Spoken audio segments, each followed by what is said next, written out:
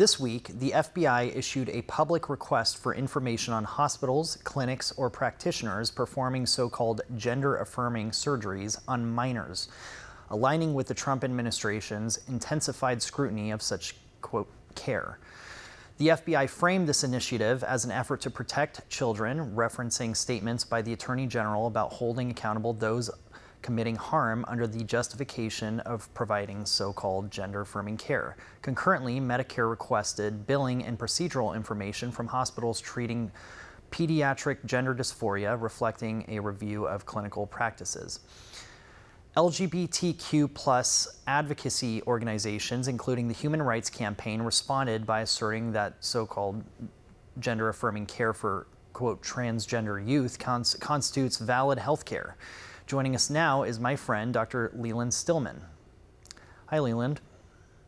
Great to see you. Great to see you. So how did we reach a point in this country where irreversible genital surgeries on minors are being promoted as healthcare, and what does it say about the breakdowns of medical ethics in institutions we at least used to trust? If you had told me this was going to happen 5 or 10 years ago, I would have told you were out of your mind.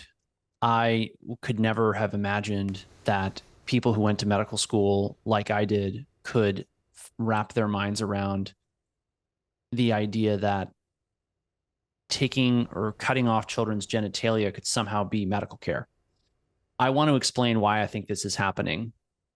What people need to understand is that human sexuality is very much driven by physical forces in the real world. Things like light, electromagnetic energies, and also hormones. And hormones are affected by environmental pollutants.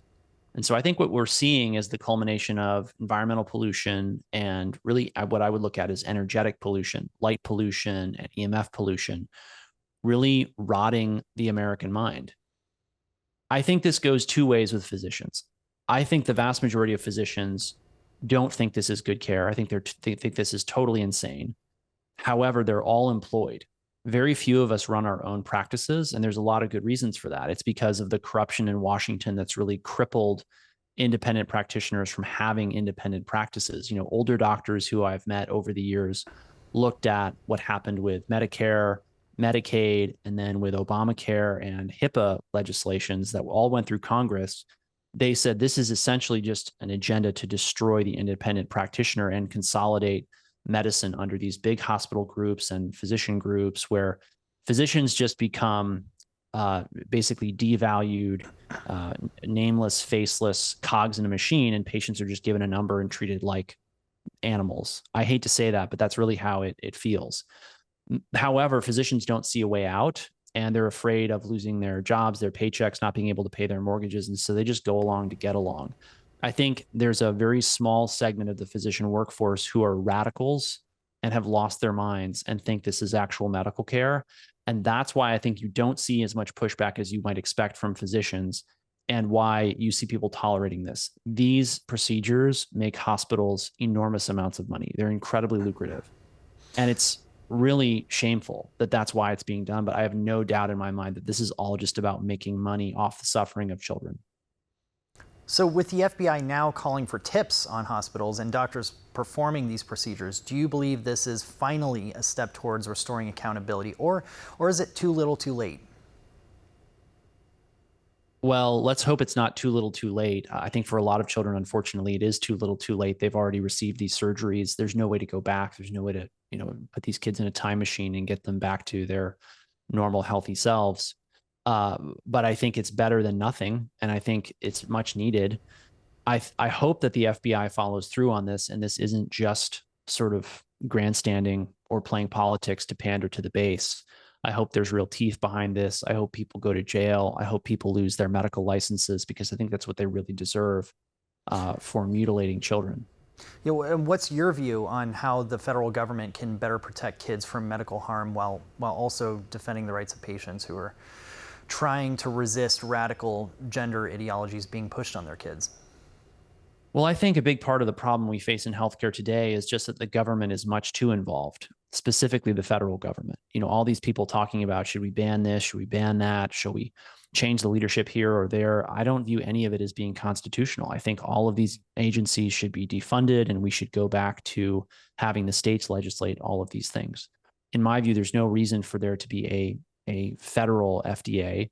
If Alabama or Florida or New York want to legislate or regulate a product within their borders, they should be responsible for that. And I really think what's happened is that as the federal government's become more and more involved in healthcare, they've just corrupted it.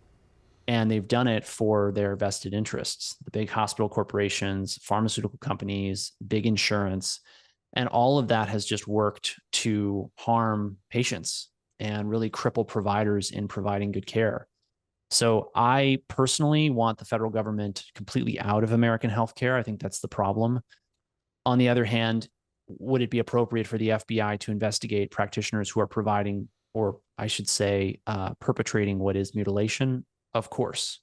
What that looks like, I think, is something we should have an ongoing conversation about. I want to mention I love your Twitter, your X. Thank you. I have it set to notifications, and I'm always learning new things every time I look. You remember when we first met? Yes. I wouldn't stop picking your brain and pestering you with questions about health stuff. One of your most recent X posts is most people don't have asthma; they have moldy HVACs, leaky pipes, and indoor air that's poisoning them. But sure, let's keep prescribing inhalers instead of fixing the air they breathe. I didn't know that. So can you expand upon that? Sure. So most people don't know that their indoor air is on average, and this does depend on what study you look at, 200 times as polluted as outdoor air, but it's a real issue.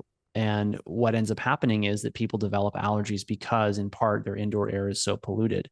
There's much more to that story, which I'll be writing about more in the future. I've got some great posts coming out at Substack where I publish every week on asthma and allergy, things like that. But the epidemic of asthma, allergies, autoimmunity, many immune problems that we see people struggling with today is entirely preventable. Much of it comes back to environmental pollutants and energetic pollutants that I mentioned earlier that are also implicated in the rise in gender dysphoria amongst children.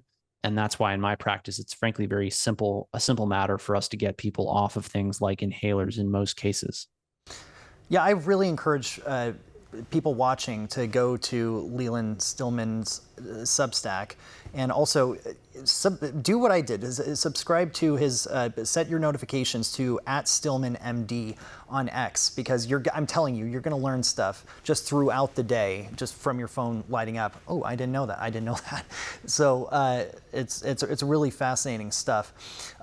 So turning to another topic, HHS Secretary Robert F. Kennedy Jr. announced that the CDC will no longer recommend COVID-19 vaccines for healthy children and pregnant women, removing them from the agency's immunization schedule. This decision bypassed the CDC's usual advisory process and has sparked criticism from so-called medical experts who argue it could undermine public trust and vaccine access. How do you assess the implications of this removal from the CDC's recommendations for healthy children and pregnant women, Leland?